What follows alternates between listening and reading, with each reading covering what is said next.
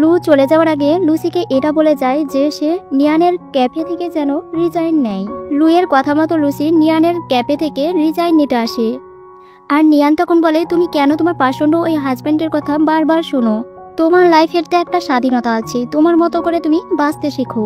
কিন্তু লুসি তার বান্ধবীর কথা না শুনে সে রিজাইন দিয়ে দেয় এবং সেখান থেকে যাওয়ার সময় হঠাৎ তার মাথাটা ঘুরে যায় আর সে বমিও করে ফেলে। তখন তাকে হসপিটালে ভর্তি করা হয়। ডক্টর তাকে বলে যে সে বেবি কনসিভ করেছে। কিন্তু এই খুশির খবরটা শুনে লুসি খুশি হতে পারেনি, বরং সে আরও বেশি ঘাবড়ে যায় আর তার আগের কথা মনে পড়ে যায়, কারণ সে এর আগেও বেবি কনসিভ করেছিল এবং তার শাশুড়ি সে বেবিটা নষ্ট করতে বাধ্য করেছিল। এই জন্য সে এবারের বেবি কনসিভ করার কথা কাউকে জানাতে চায় না, তাই তার বান্ধবীকে বারণ করে দেয় এই কথা যেন কাউকে না জানায়। লুসি বসে সেই রিপোর্টগুলো দেখছিল আর এমন সময় লু ভেতরে প্রবেশ করে আর লুসি তখন চমকে যায় এবং তার হাতটা পেছনের দিকে লুকিয়ে ফেলে। কিন্তু লু বুঝে ফেলে সে কিছু একটা লুকোতে চাইছে, তাই সে বারবার তাকে দেখাতে বলছিল। আর যখনই জোর করে কাগজটা নিয়ে নেবে তখনই সে কাগজটা ভেতরের দিকে লুকিয়ে রাখে এবং একটা পেপারস বের করে দেয়, কিন্তু সেই পেপারসটা ছিল ডিভোর্স পেপার। লু সেটা রেগে গিয়ে ছিঁড়ে ফেলে এবং তারা দুজন যখন বসেছিল লুসি কাগজটা একটা ময়লা ফেলা ঝুড়ির মধ্যে ফেলে দেয়।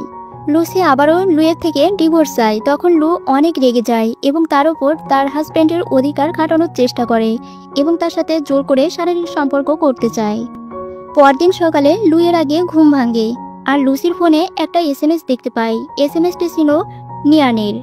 নিয়ান এসএমএসে বলছিল যে লুসি এর আগে যে একটা সুন্দর ছবি উঠিয়েছিল সে ছবিটা দেখে একটা ডিজাইনার খুব পছন্দ করেছে।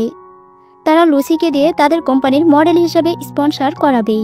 আর লুসিও সেই প্রস্তাবে রাজি হয়ে সাজগোজ করছিল। আর যখনই সে লিপস্টিক পরছিল তখন তার মনে হয়ে যায় শৈশবের কথা। আগে যখন সে লিপস্টিক পরতো লু একদম পছন্দ করতো না, তখন তাকে দিয়ে তখনই মুছিয়ে নিত লিপস্টিক। লুসি সেই কোম্পানিতে চলে আসে চুক্তিবদ্ধ হওয়ার জন্য। লুসি যখনই চুক্তিপত্রে সাইন করতে যাবে তখনই ম্যানেজারের কাছে একটা ফোন আসে আর তখনই বলে দেওয়া হয় লুসিকে নেওয়া হবে না। তখন তো লুসি এবং নিয়ান দুজনেই অবাক হয়ে যায় যে কেন নেওয়া হবে না। আর তখনই শিয়ান সেখানে এসে বলে মডেল হিসেবে তাকেই সিলেক্ট করা হবে। আর তাদের দুজনের এমন প্রতিযোগিতা দেখে কস্টিউমের ডিজাইনার জানান একই রকম কস্টিউম পরে যাকে বেশি সুন্দর লাগবে তাকে মডেল হিসেবে সিলেক্ট করা হবে। আর একই রকম কস্টিউম পরার পর লুসিকে তাদের পছন্দ হয়ে যায় গুড লুকিং এর জন্য। কিন্তু তখনই সেখানে লু চলে আসে আর এখানে লুসিকে দেখে সে তো অনেক রেগে যায়। লু লুসিকে এখানেই তার কস্টিউমটি চেঞ্জ করতে বলছিল আর লুসি তখন কান্নাও করে দেয়, কারণ তার কিছুই বলার ছিল না।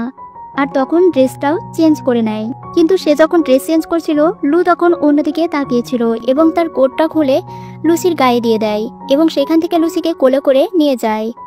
গাড়িতে নিয়ে আসার পর তো লুসিকে অনেক বকা দেয় যে কেন সে আবার তার আদেশ অমান্য করে এখানে এসেছে আর নিয়ানের সাথে কেন আবারও মিশেছে।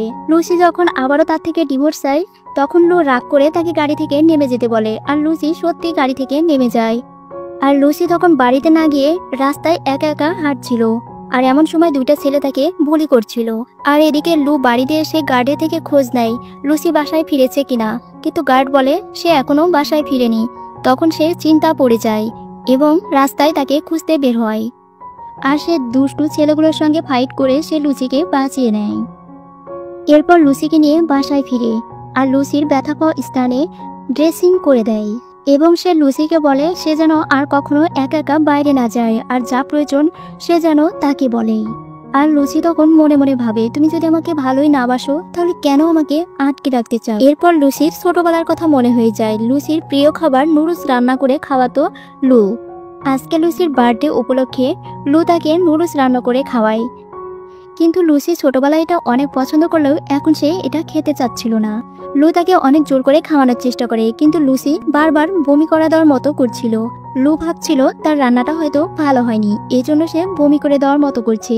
কিন্তু আসল কারণটা হলো লুসি তো এখন প্রেগনেন্ট, কিন্তু সে তো এখনো এই কথাটা জানে না। এই জন্য সে লুসিকে বলে তাকে নিয়ে সে রেস্টুরেন্টে খেতে যাবে। রেস্টুরেন্টে আসার পর লুয়ের মনে পড়ে তার গিফটটা আনতেই ভুলে গেছে।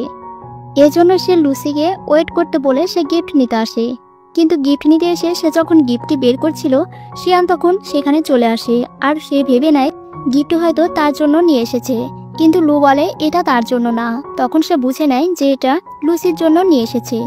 তখন সে লুকে পেছন থেকে জড়িয়ে ধরে এবং তাকে টাচ করার চেষ্টা করে আর তাকে বলে, তুমি কখনো আমাকে স্পর্শ করতে দাও না, তুমি কি আমাকে ভালোবাসো না? এ বলে শিয়ান তার ক্লোজ হতে চেষ্টা করে। লু তখন শিয়ানকে আবারও বলে, তোমাকে আমি সবকিছুই দিতে পারবো, কিন্তু তোমাকে কখনো বিয়ে করতে পারবো না। আর সুযোগ বুঝে শিয়ান লুয়ের পকেট থেকে সে গিফটটি বের করে নেয় এবং ওয়াশরুমে এসে একটা পিকচার তুলে নেয়।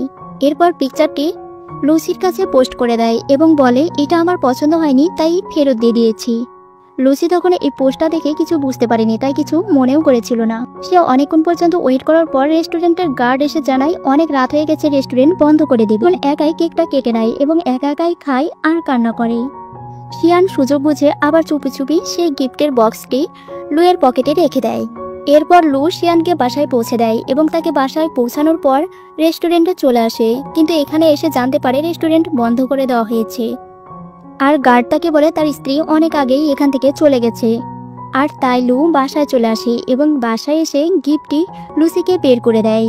আর লুসি তখন গিফটটি দেখে ওই পোস্টের কথা মনে হয়ে যায় এবং সে গিফটটি ছুঁড়ে ফেলে দেয়। আর তখন লু অনেক রেগে যায়। লুসি বলে, আমাকে কি তুমি রাস্তার কুকুর ভেবেছো যে অন্যের ফেলে দেওয়া জিনিস আমি নিব? লু তখন ব্যাপারটা বুঝতে পারছিল না, এজন্য রাগ করে তাকে একটা স্টোর রুমের মধ্যে বন্দি করে রাখে। তো বন্ধুরা, আজকের এপিসোডটি